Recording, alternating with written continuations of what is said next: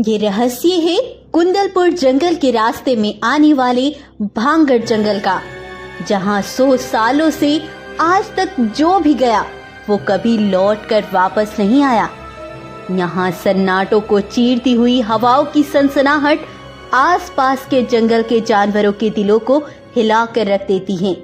यहाँ दिन हो रात, सुबह हो या शाम, अंधेरा ही अंधेरा रहता है।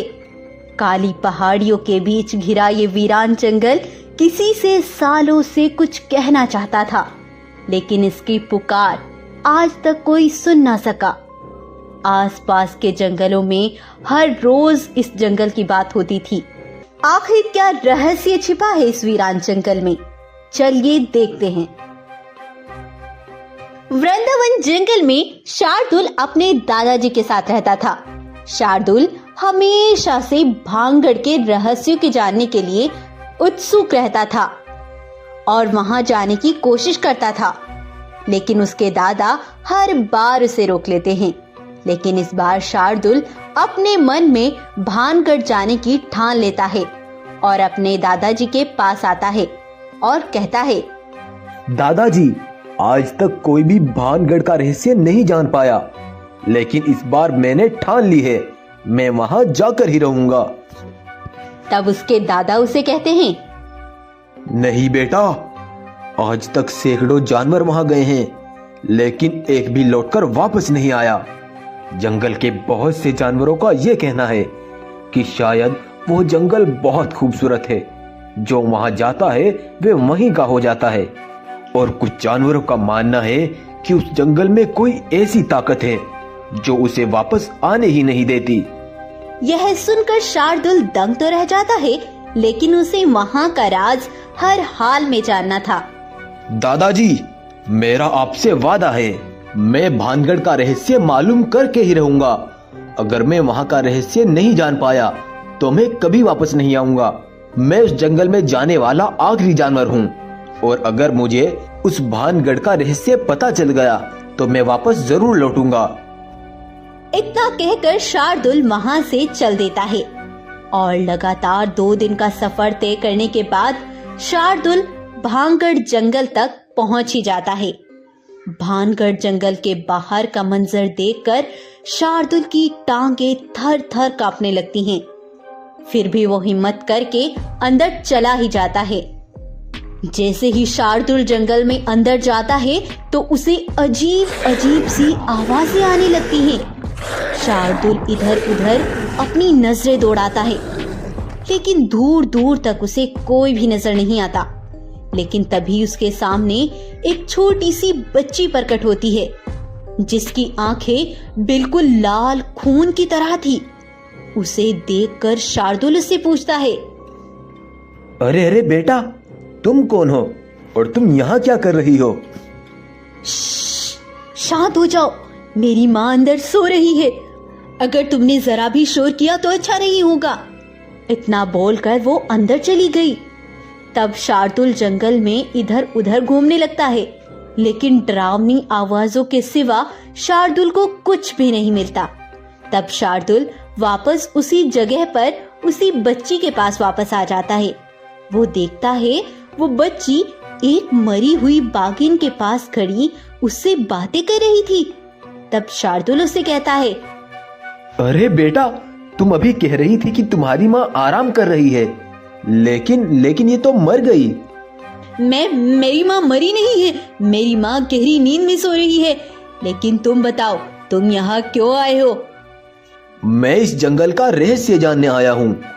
मेरे जंगल के ना जाने कितने जानवर यहाँ आए और वो कभी वापस लौटे ही नहीं, और ना ही मुझे वो यहाँ पूरे जंगल में कहीं दिखाई दिए।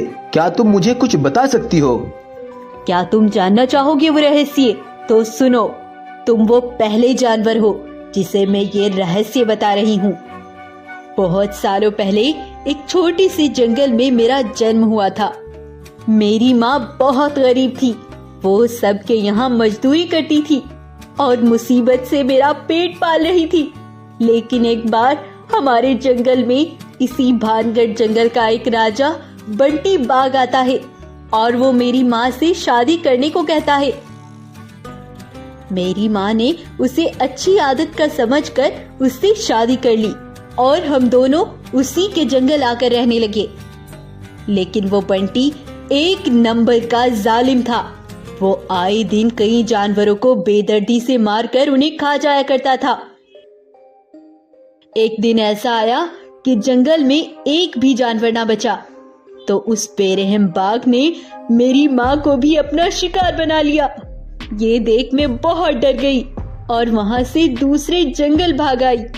मैंने डर के मारे कई दिनों तक कुछ नहीं खाया पिया, जिसके चलते कुछ ही दिन बाद मेरी मृत्यु हो गई। तब से मेरी आत्मा इस भांगड़ जंगल में घुस आई, लेकिन वो बंटी बाघ इस जंगल से भाग गया था और फिर जो भी इस जंगल में आता मैं उसे मार डालती थी, क्योंकि सभी जानवरों में मुझे वो खूनी बंटी बाघ ही नजर आता था। मैंने ना जाने कितने जानवरों को अपना शिकार बना लिया। इस बच्ची की ये सारी बातें सुनकर शार्दुल की आंखें खुली की खुली रह गई। तब शार्दुल उससे कहता है, आखिर तुम क्या चाहती हो? क्या चाहिए तुम्हें? मुझे बदला चाहिए, बदला। जब तक वो बंटी मर नहीं जाता मेरी आत्मा ऐसे ही जानवरों को मार मार कर खाती रहेगी। तुम चिंता मत करो, मैं उस बंटी को कहीं से भी ढूंढ निकालूंगा और तुम्हारी आत्मा को शांति जरूर दिलाऊंगा। इतना बोलकर शार्दुल वहां से चल देता है और अपने जंगल लौट आता है। उसे आते देख शार्दुल के दादा हैरान रह जाते हैं। तब शार्दुल अपने दादा को उस बच्ची की पूरी कहानी सुनाता है। ये सुनकर उसके दादा कहते हैं, बेटा शार्दुल, मैं उस बंटी को जानता हूँ और वे कहाँ रहता है मुझे ये भी मालूम है। तो फिर जल्दी करो दादाजी, हमें तुरंत उसके पास पहुंचना होगा। तब शार्दुल अपने दादा की मदद से उस बंटी तक पहुंच ही जाता है। तो तुम हो वो खूनी बाघ जिसकी वजह से सैकड़ों मासूम जानवरों की जान चली गई। मैं तुम्हें किसी कीमत पर जिंदा नहीं छोड़ूंगा। इतना बोलकर शार्दुल उस पर हमला बोल देता है और उसे वहीं जान से मार डालता है। उसके मरते ही उधर बच्ची की आत्मा को भी शांति मिल जाती है और फिर से वो जंगल खुशहाल हो जाता है और फिर से उस जंगल में जानवर भी रहने लगते हैं।